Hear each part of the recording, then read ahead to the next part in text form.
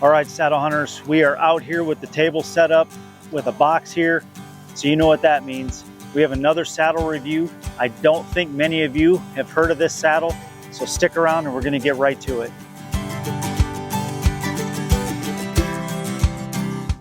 Well, the saddle I'm gonna be looking at today is from a new startup company that's not very old. It's called HangN30 Saddle Hunting Gear and Equipment. It's veteran owned. The owner's name is Mark. I don't know him personally, so I'll just give a quick disclaimer. I don't know Mark personally outside of some recent communication we've had, and I've gotten to know a little bit more about who he is. He cares about quality and about safety. He sent me several paragraphs long just alone about the stitching of this saddle. He's got some videos online on his YouTube channel, HangN30, where he's done some drop testing of this saddle at 300 pounds. He's also done some pull testing. The saddle exceeded 5,400 pounds of pull with a crane scale. This saddle is 100% USA made. So enough small talk, let's get right into it and let me show you the saddle.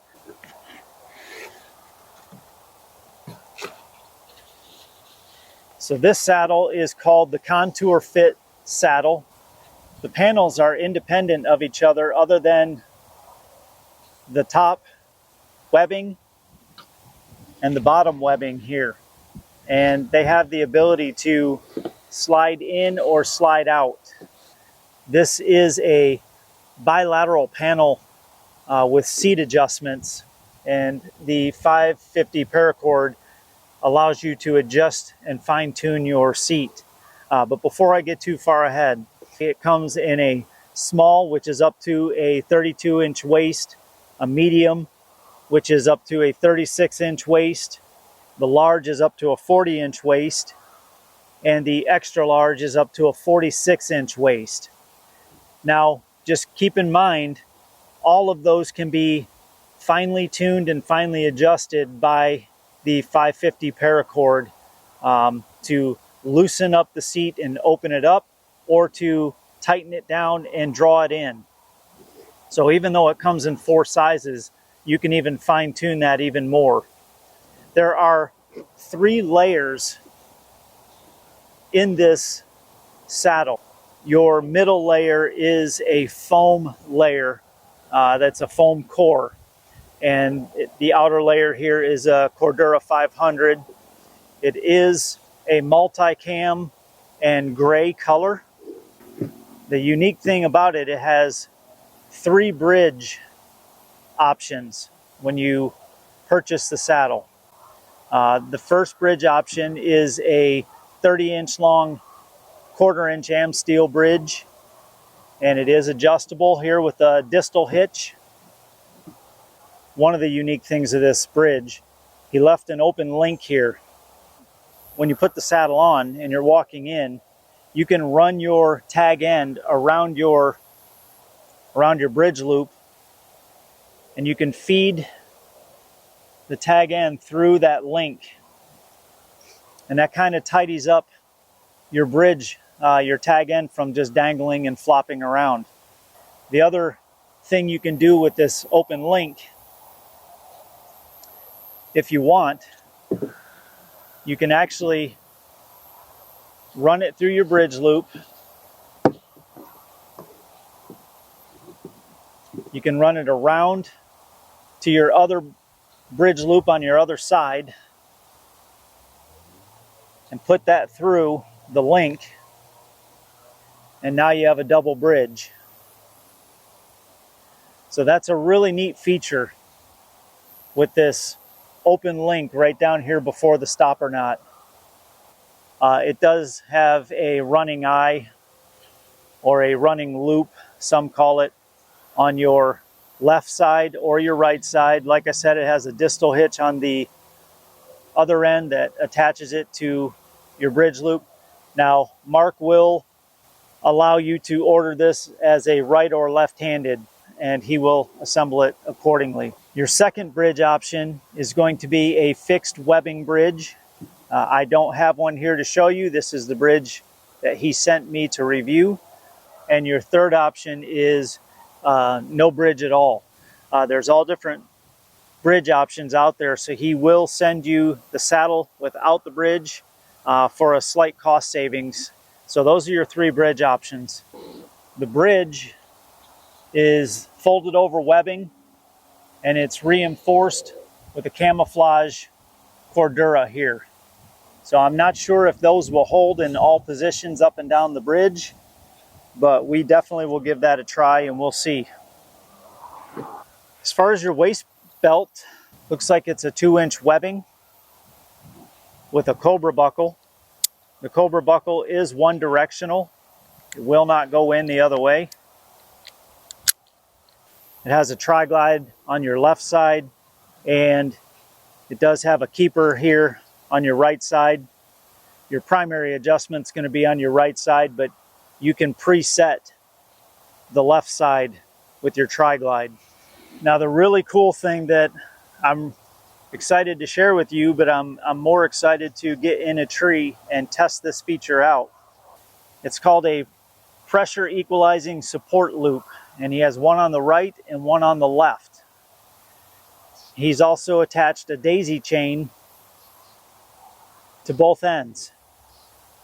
And what this does, as you can see, so when you're sitting in the saddle, that pulls on the upper and on the lower sides of the saddle. So those two places are where the pressure is.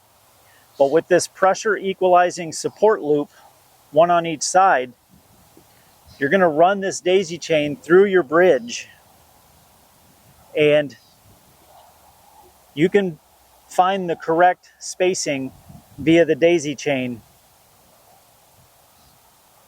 Feed that through, and he's got a stopper knot already tied in the end, so when there's pressure on this, it locks into that daisy chain loop.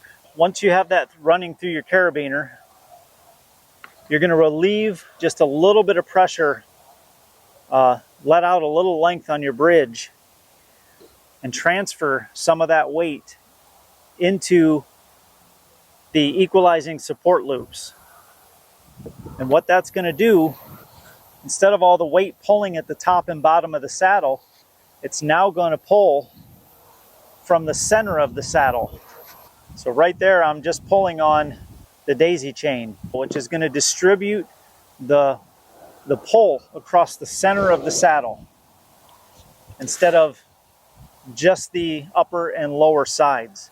We do have 2 rows of molly across the top of the panel, and there is space left here on these middle mollies so that you can make your panel adjustments and pull these tighter or loosen those. But you do have plenty of molly loops for attaching your dump pouches, roll pouches, that type of thing. Now your upper molly is going to end in here, and your lower molly you can run out further. The lineman loops are just an extension of that webbing that runs across the top of the saddle, and they do have red webbing sewn on the inside. They are a little flimsy, so you have all these crossing stitching, this webbing that allows you to tie on your 550 cord here. Now the leg straps are sewn on. You cannot remove the leg straps, so they are adjustable. They are just not completely removable from the saddle. They are sewn on. So let's get a weight on it. All right, so as you can see here, it is 2 pounds, 0 ounces. So there you go, the Contour Fit Saddle by HangN30. Let's put it to the test and see how it performs. I had to ride my bike probably 1.5 miles to 2 miles to get to this tree here that I'm going to climb. And After a lot of bouncing on this trail, the molly loops are just a little bit loose for a tri-glide. Normal molly attachments with the strap and the buckle, those are just fine. I do have my one sticking setup attached to the Contour Fit saddle, but I will have to use my lineman's belt to get around these branches up here. So let's get up this tree.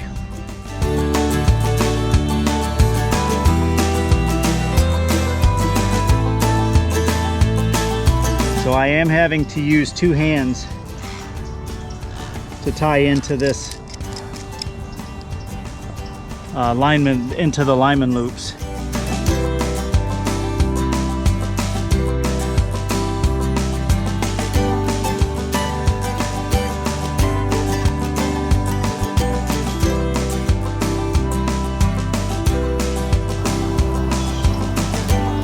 All right, guys, we are up in the Contour Fit saddle. We got 1 hour.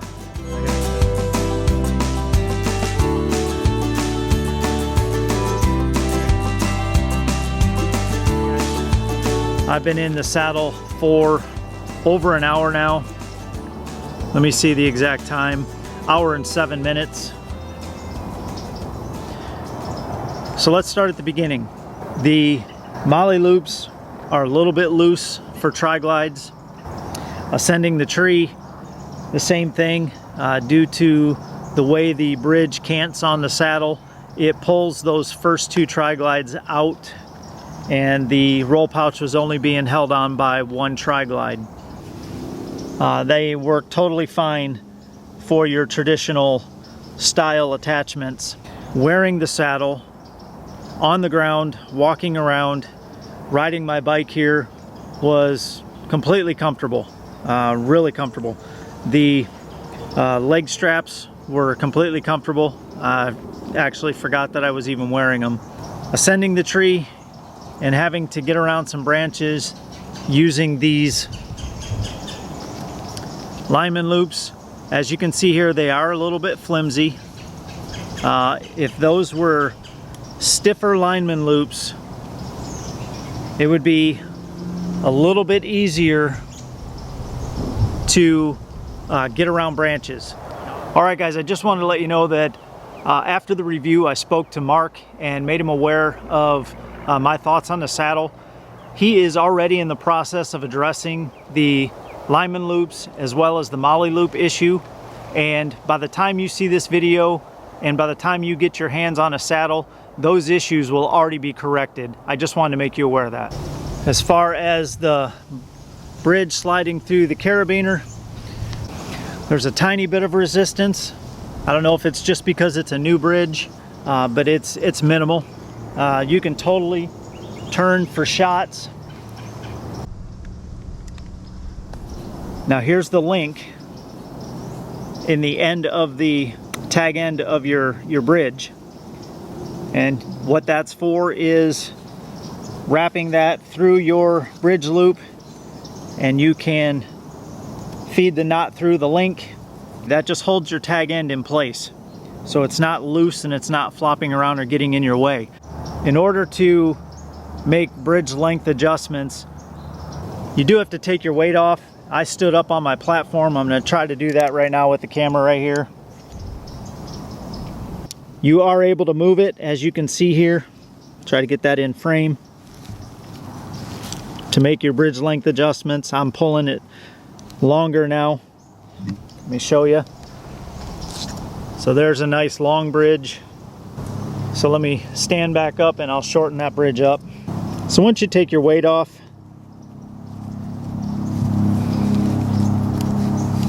it's pretty easy to slide. So let me shorten it up a little bit because I want to show you this link. So right there is a pretty short bridge. All right, the helicopter's gone by, so if you want to run a second bridge with this extra tag end, you take your tag end back through your bridge loop, run that through your carabiner, run it around your other bridge loop. You just feed your knot through the link like that. And now I'm running 2 bridges. Okay, so there's bridge length adjustments. Now let's see if the bridge will hold up and down the bridge loops in different positions. So let's try it on the bottom side first. We'll go all the way as low as we can go. All right, so that does slide back up to the middle. Let me try it one more time.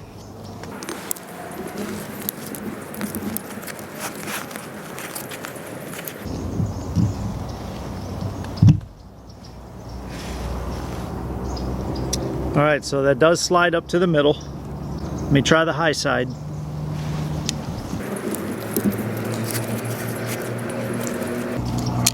Put a little bend in the bridge loop here, see if that helps.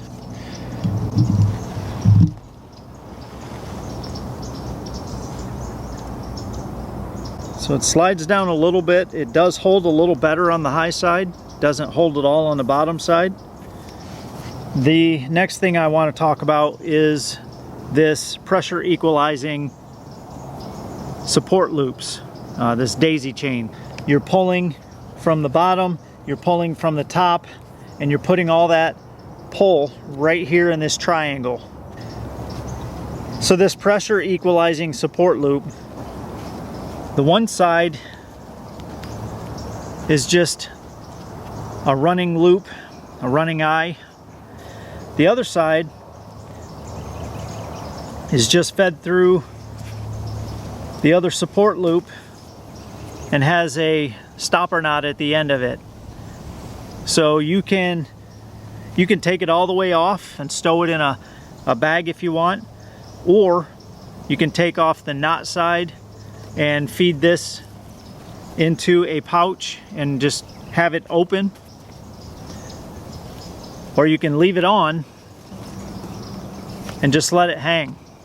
So how this works is like this. You drop that through, you feed that through your carabiner, you run the knot through one of the links, just like that, and then you stand up and let a little bit of pressure off of your bridge. All right, so just like that, now I have equal pressure on this pressure equalizing support strap and on my bridge. My bridge might be a hair looser than the support strap. It's not load bearing, but it takes the pressure off of this triangle and puts it into the center of the saddle, and you can feel a total difference. So now the weight has been transferred to 3 points, the top, the bottom, and the middle, because I'm running the bridge and the pressure equalizing support loop daisy chain through my beaner. So with this being 3 layers, it is a little bit warmer, and when I stand up and take pressure off the saddle, I can feel a little bit of sweat underneath. I'm down here in Central Florida. We're in the 70s, so it's much warmer than it's going to be during hunting season in the fall. All right, now the last thing I'm going to talk about is the 550 cord here on the back. I did untie it, and I pulled some slack out of it, and I retied it, and I could feel the difference. It took not all of it, but it took some of the play, the majority of the play, out of the back of the panel. So the panels overlap like this. They have the 550 cord zigzag through there. So once you get up to hunting height, or once you probably on ground level, put the saddle on the tree, lean back into the saddle, and if it still has a little play in it, tighten it up to fit your shape. All right guys, if you've watched the review up to this point, that's all I can say about this saddle. It's a great saddle. I've really enjoyed being in it. I've actually sat in the saddle longer than I thought I was going to. It is now going on 1 hour and 43 minutes. in this saddle, and I've been completely comfortable the entire time.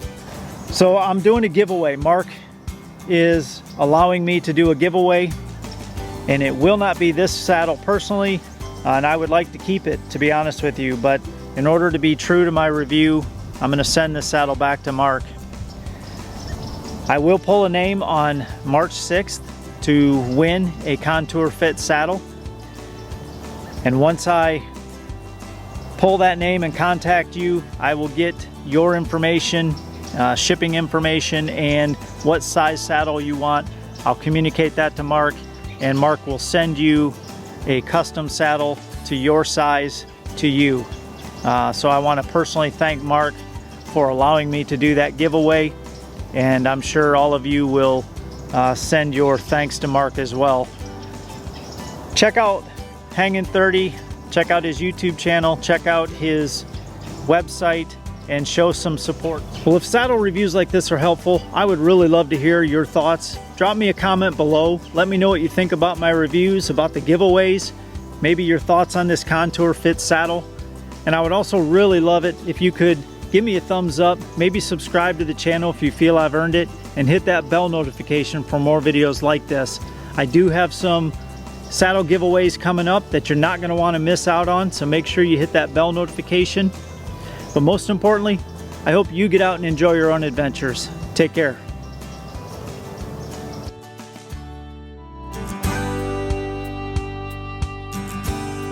Well, I've been in the saddle now for 2 hours and 4 minutes, and I haven't even started packing up yet.